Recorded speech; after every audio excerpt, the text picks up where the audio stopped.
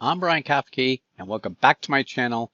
This video is on calling REST APIs with Python, and specifically, we'll talk about how to call the Talkwalker API. And as always, if you like my videos and you want to support me, please follow the link I'll put in the description, and you can support me on Patreon. Well, let's start by what is a REST API? Is it just an API that got tired? No. This is a detailed gobbledygook explanation, but in a nutshell, a REST API is just a standard way to call a program over the internet. So imagine you might have a program that will take English and translate it into French or some other language. You could call it over the internet using the structure, format, framework, whatever you want to call it, of a REST API. So we'll see it in more detail, but that's the gist of what it is. What is Talkwalker? Good question. Talkwalker is a very sophisticated service. It's commercial and available to kind of package all these different sort of social media analytics in a single stop shopping way. There are many other competitors having said that, but Talkwalker does supply a lot of them. As always, all my videos are my own thoughts, feedback, etc. And I have no special connection to Talkwalker. It's just one that I thought was interesting and I wanted to show you how to call their API. It's an value add over the sort of raw services such as Google search or Twitter. This is sort of one that packages it all up, adds some artificial intelligence to it, etc. So the question becomes, what do you do when you get roadblocked? Well, you probably want to go to something where you have direct programmable access to what they provide, and that's where the REST API comes in. So how do we call the Talkwalker API with Python is what we're going to be talking about in this particular video. And you're going to see code, and we're going to walk through it in great detail. I want to take a step further than most videos do, though, and show you how you can save the results of your query to a database. Having said this, bear in mind there are legal restrictions and contractual limitations depending on what service you're interacting with as to what you can save, how you can save it, how you may expose it to, say, customers. So if your goal is to create a service on top of something like Talkwalker, and you want to provide this to other clients as a service, make sure you're following all legal restrictions and requirements, as well as the contractual obligation that Talkwalker applies to you, or any other service for that matter. That's just a really good practice because there are requirements such as GDPR for Europe and any number of state and federal requirements in the US, not to mention anywhere else in the world. So you do need to be familiar with those. For instance, if you store user identified information with it, you may be required to delete it at the request of the user. Or if the service you're using deletes it, you may be required to apply those deletes to your database. So just be aware there are those kinds of requirements. So this page shows us the Talkwalker REST API documentation. Whenever you're going to use any given REST API service, you need to know what's available, what are the programs and functions that you can call. So as you can see here, Talkwalker has quite a few different things you can do. And some of the data is granular, other data is aggregated. So you want to really kind of know what you're trying to do here. Typically, you'll probably already have some use of the service before you get into using the API. So people may be using dashboards or something on top of it. And the documentation here is nice. It gives you a lot of different information about what's available and how you call it. Now, they don't give you much in the way of Python-specific calls. They give you the raw sort of what you could type on the URL line in a browser here. So you can do that using something called curl, and that will allow you to test out REST APIs. But you can see from this the sort of format we're going to have. There's essentially a URL, which they call an endpoint, and that gets us to the service we want to make use of. But we have to have some credential, and they call that the access token. Fortunately, Talkwalker does not make us sign some developer agreement and everything before we can do anything. Instead, they give us a dummy API token to start with so we can just get a feel for how it works. In their case, they call it demo. And that's it. So you don't even need to have any kind of relationship to Talkwalker to run the code I'm going to be showing you. But here's the catch. We can only look at, the Q means query. I can only search social media on cats and dogs. That's it. Which I think is a great idea because I'm more interested in the structure. I can show you how to do it. If you're not interested in cats and dogs, pay Talkwalker and do more. As I said, I have no relationship with them, but I just want to kind of show you how to use REST API, and hopefully I'll do some more REST APIs down the road. So here's my Jupyter Notebook that we're going to be walking through. And as always, it's for demonstration purposes only. It's not intended for production use. So we're going to be calling the social media Talkwalker REST API. And again, this is the documentation we were just looking at. I'm going to start by getting rid of an annoyance I find in Jupyter Notebooks, which is it truncates data frame text columns when they get beyond a pretty short length. I can do that by setting an option here to display.max column width and just set none. So I'm going to import pandas and do that right off the bat. And I'm just doing Shift Enter to run that. You can see these are the parameters when we make a call. So we have to have an access token. Again, the access token, called an API token, is something that just lets them know who is this making this call, because they want to know these things too. And typically, you would have to sign an agreement, online sign like Google, and I'll show you that hopefully in another video. But you would sign a developer agreement, and then you have to do what most people do, skip over the 60 pages of online documentation telling you your legal requirements of doing this, just like you do for Facebook and everything. Then you can now use it, and they will allow you to create access tokens. But that's their way of knowing who's making the request. In this case, we'll also have a parameter Q. Q is going to equate to the thing we want to search, like cats or dogs in this case. And we have offsets, which is how far into the results do we want to go. Instead of just starting at row 1, we could say go to 50 or something. And there's a bunch of other things in here. Call REST APIs, an easy way to start is to just bring in the request module.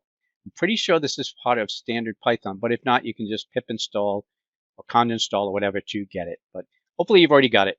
And what I'm going to do is set up my parameters to my call right here. And we can see that I have my access token as part of the parameters, what I'm going to query on, in this case, cats. I'm going to say start at an offset of 0, so start at the first row, and limit the results coming back to 20. So this whole set of values is going to be my parameters for the call. Now I need my URL endpoint, and we can see here, this is the URL endpoint. You can have different endpoints for different purposes. This one is generally the one you're going to be using to do sort of get or queries. I'm going to store it in a variable called TW-API endpoint, and then I can just call my API using those variables I created above. I'm going to use request from my requests library import. I'm going to call get. Here's the endpoint, and then passing in my parameters, call params, and then verify equal true. So I'm just passing that just to verify everything's good, and then I'll print the response. And then we see it gave me back a 200. Oh, is that good? Well, we can use the request codes OK comparison with our return status code, which is available as part of the response object, to see if it's a good return code, and it is. What did we get back in this response? Because we didn't really see anything. The response object contains a number of sub-objects, things we can use, or methods even we can use, one of which is text. We can just get the text that was returned. And I'm going to do that, but I want to only get the first 500 characters. So I'm going to display it like this. And now we can see we have this sort of header information that was part of our call. We also get some things like total, this total value back. Then we see result content. That's what we're really looking for. That's our payload. We want to get that.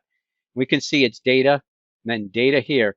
And you'll notice that we start to see all these colons. Whenever you see a colon, you're probably looking at some sort of a dictionary, right? Name value here. So we can see this looks like where it starts at data, there's some sort of a dictionary or JSON sub-object that has what we need to get. Well, if it's JSON, can we just get it in JSON format? Yes, we can. And we can do that by using the JSON method. Very clever naming. So we're going to pull that in, and I'm just going to display what it looks like. Now, it's a lot of stuff here, right? We've got our header stuff here, but you can see here's where our actual data starts, called data. And then we get all our properties coming back, URL, index, searched index, published, all these different attributes, right? We've got a lot to look at here. And at some point, we're going to get back to another iteration. You can see it starts all over again. So we're getting separate entries that it found in its search. And it could be coming from anywhere, any different places on the internet. But this is the different social media hits it found, and a lot of interesting data related to it. To get that JSON data back, but store it in an object I can use, I'm going to call it dict_resp, and I'll just bring it in here. I ran that. Now we get into the more challenging code, which is taking the data we got from that REST API call and storing in a database. What kind of database? Well, you could store it in Postgres or SQL Server, Oracle, whatever you want. But I'm going to use SQLite because SQLite's built into Python, everything's there, and it's a pretty good database. It's not designed to be multi-user, so you can hit problems, especially if multiple people are trying to use it. You can get locks and everything. So if you want to upgrade it to some other database, I'll put a link in the description to my video series where I talk about how to do inserts and updates with all the different kinds of databases, including Postgres and SQL Server. So I'm going to bring in my libraries again just to make sure I have them. And I want to call your attention to this link. If I go to that link, it's a blog that I use to kind of get a starting framework of how to code this. I always look for code out there to start with, so I think you should too. It's a good practice. Just be careful you go to a good site that's not going to give you trouble. This one's actually about making calls to Twitter's API. I just tweaked this to fit what I was doing, which is with Talkwalker, but I did want to call attention to that and credit the blog. Now, the specific thing I took from the blog was I'm going to collect everything into this list object. So I'm creating a list object called Talkwalker _info_ls. I can initialize it as a list by assigning it to 2 brackets. The other thing I want to do is I want to iterate over this. So in order to iterate, I want to get how many entries are there. So you can see in the JSON object we got back, which we returned to dict_resp,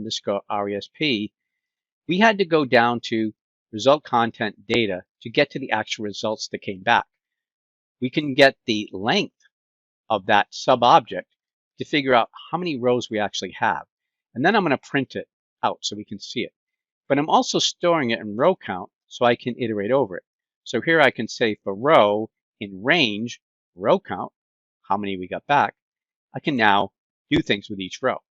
First thing I want to do is grab the entire row from the set.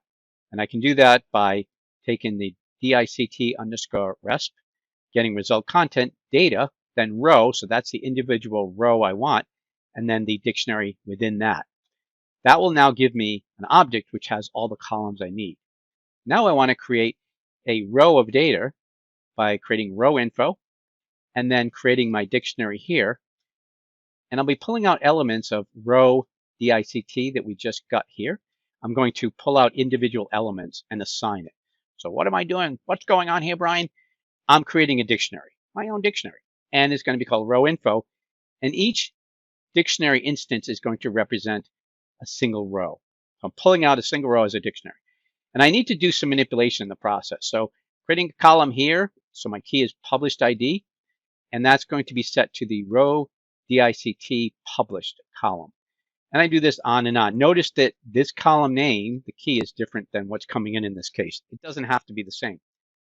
And on and on. However, there's a couple of places that gave me trouble. Some of the data in the result is actually a sub-dictionary or maybe a list. So you can see that above, but you'll actually see like it's a dictionary within a dictionary. So how do I get that out and pull it into a flat table? Well, I could skip over them if I don't want to, but I want to pull them out, but I'm going to convert them into strings. So here, source type is going to be converted into, it's just basically going to put them all together into a string value. I'll do that by taking this and creating a string in place and using join to get source type. We'll see what that looks like when we get to it in a minute. I'm going to do the same thing with post type. And I have to do that with tokens title and article extended attributes, I think is what that is. So again, I've got multiple attributes coming back, and I don't have a way to store multiple attributes in a single row of a table, right? Because it's going to be a sort of normalized relational table. So I'm just going to flatten it out into a string and store it that way. An alternative would be create a separate table and then have a key that relates the two together. But I'm taking a very direct approach. Now in this case, I need to convert a dictionary, a sub-JSON object. And so I'm using JSON dumps, which will convert a dictionary into a string. And so I'm going to use that to do my source extended attributes and extra source attributes. And this is one of the challenges you can get to when you're pulling things back from almost anywhere. If it's not coming from a relational database, but it's like JSON, or HTML and things, you can end up with like nested objects. You have to go down and down and down. It can be a little bit tricky to pull out what exactly you want. But this gets everything I need out of this, most of the columns. And I'm going to use Talkwalker info ls, and I'm just appending it. What's that doing? What I'm doing is I'm actually creating a list of dictionaries. I'm just appending this particular dictionary on, and it's going to keep iterating over. Now, when it's finished getting all the rows into this list, then I'm going to do something really cool, which is put the list into a data frame. So PD data frame, Talkwalker info ls, is going to convert this into a data frame, which I will place in Talkwalker_df. Now I had this earlier, and I'll leave it here. If you needed to convert from one column to a string, this is another way you could do it. You could actually just use the as type str. But I found that this method here was more effective, and I'd like to do it in place as opposed to after the fact. So it's there if you want to use it for some purpose. At the end, I'll display one row to prove that I got a good data frame. So let's run this. Okay, now it told me, remember that count, I have 10 rows of data. And then we can see what we have here. And we can scroll and we see, okay, it looks good. Now I only displayed one row because it gets kind of unwieldy when you get too much. So what does the data frame schema look like? Well, if I do Talkwalker_df info, I can get a list of the attributes and types. And basically wherever you see int something, that's a number, but the objects are all strings. Time to bring in SQLite. Here I'm going to import SQLite 3, and then I'm just going to print out some of the versions so I know what I have running. Now that I've got it loaded, I can use SQL3 connect and connect to my database file.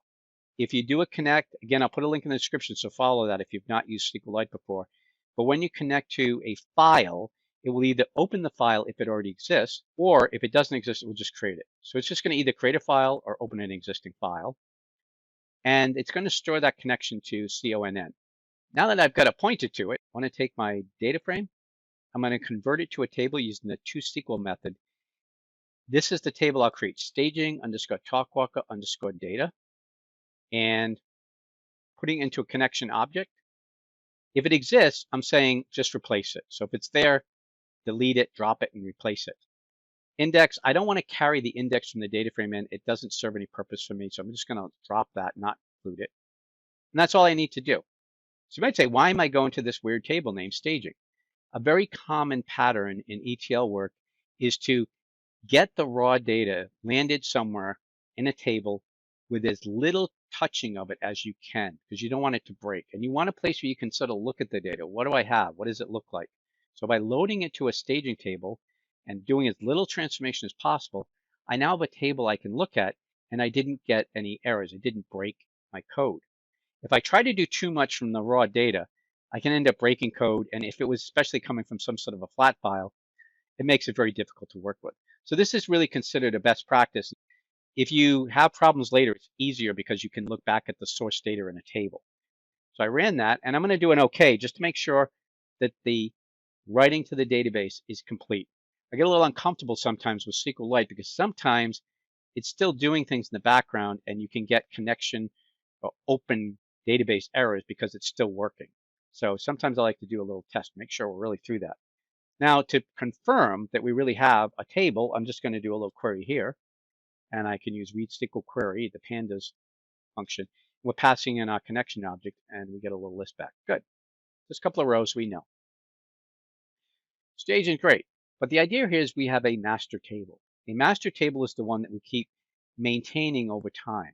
So while staging would be something that every time we bring in new data, we would truncate or delete and reload it, the master table is something you wouldn't normally do that with. It would just keep growing and being maintained over time. Now, it's a little tricky with social media. It's hard to find a key, a unique identifier that never changes. Like people in the US have social security number. I could match on social security number if it was legal to do, and I could use that as a unique key that will always be identifying a specific person. Social media, it's really difficult. So I'm guessing that maybe I can use this published ID. It probably isn't true. So if you're doing this for real, make sure you find out if you can do this at all for your particular data. But I'm going to assume that for now, and I'm going to drop this table. Now, because I'm doing this as a sort of demo, I'm doing something I wouldn't typically do in an ongoing ETL process. I would typically create my table, and it would be permanent. And then every time I bring in new data, I would drop and recreate the staging, and then insert and update as appropriate to my master table. But in this case, it's a demo, so I'm just to make this rerunnable, I'm going to keep dropping and recreating it. So just be aware of that difference. You'd want to normally just keep it in place and never delete it and back it up and all kinds of stuff. So we're going to drop it here. Then we're going to create the table, and it's all our different objects. I'm using the SQLite types, which is text and integer. It doesn't have a lot of types. So here my primary key is published ID, a lot of text columns. Pretty much everything is just text at this point. And I'm creating a column here, which is ETLast update, which is a date time. And I'm going to default it to current timestamp. That means that whenever inserts happen, I don't even have to do anything, and I'll know what date and time that row is inserted, which might surprise you how valuable that is when you have to debug problems. So let me run this.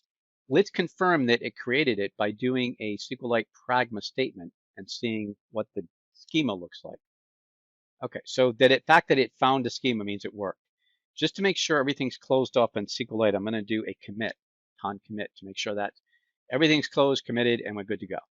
So now what do we have? We have our staging data that's sitting there, but it hasn't gone into our master yet. The master table is meant to be something we maintain over time. Well, ideally, in most cases, social media is a tricky one because it's hard to find a good identifier that we can say this is the same as the previous entry. But if we can, the idea would be to match the data by that unique key, and then when we see the key is already on our master table, we would update the related columns. If it's not there, we would insert it. And sometimes we don't update all the columns. We only want to update some of them. Okay. And this is called an upsert, or sometimes also called a merge. In SQL Server, they have a merge statement for this. SQLite calls it an upsert. And partly because in SQLite, they use an insert with a modification, which we'll see, that raises an sort of error if the row is already there. So here we're going to say insert into our Talkwalker data table. Here's all the columns we're inserting into. We're going to use a select statement from our staging Talkwalker data. Then we have this weird limitation of SQLite, which is in order to use an upsert, we always have to just say where true, because SQLite has a kind of bug in their parser. When it sees the on statement, it automatically thinks you're doing a join. But by seeing the where true, it kind of breaks it out of that, and it understands now that the on conflict is in fact an upsert. And on conflict means, oh no, this row is already there. So I'm going to have to do an update instead. So when it finds the published ID, it says do update and then set all these columns as follows. The left side is the master table column, right? The excluded dot refers to the staging table columns. So here you have all the staging tables, right? All these values being assigned. Pretty straightforward, except current timestamp. Since I'm doing an update on this part of it, right? This is when I have the conflict. I want to update the ETL last timestamp. That's really critical if you intend to do data engineering work, because that means you now know this has been modified as of a certain date. If I didn't do this, I would only have the time it was originally inserted. And it may have been updated 10 or 15 times since then. So it's important to keep a sort of record of when it was last touched. In fact, a lot of people will have an original insert date and a last update date. And this is really timestamp, so you know exactly when it happened. So let's run this code. And notice we stored everything, that command, all that SQL is in this SQL variable. So I'm going to run that. And now let's verify that it actually worked. We're going to query Talkwalker data. That's our master table. We're going to limit it to 2 because I don't want to have to look at too much data. Again, you can see this big title. That's at the very beginning. Remember, we told it to not truncate data frames. We can see the entire values. You can see it shows us a lot. And we can see everything's looking good. Where you see multiple values, it's converted to one string, but that's where we may have had a list or a dictionary, and I just converted it to a string so that we could write it. You can see this in a few different places. This was actually a list, and this was also some sort of list. When I'm all done, it's always good to close your connection. I did not use a cursor as part of this SQLite connection. I just used a connection object, so I don't have to close out a cursor. So wrapping up, we talked about what is a REST API, and we learned that it's really just a way to call a service over the internet. What is Talkwalker? It's a very extensive social media service that's used by many agencies all over the world to track, monitor, and query social media to find out what's going on with their brand, their product, etc. And it supports a REST API, which is why we wanted to go into how do you call the Talkwalker API. And to my knowledge, I Googled this and I looked on YouTube to find something. I couldn't find any video that showed you how to do that. So I thought, good place to start. And that's it for now. So thank you for watching. If you like this video, please click on the like button. That helps other people find it as well.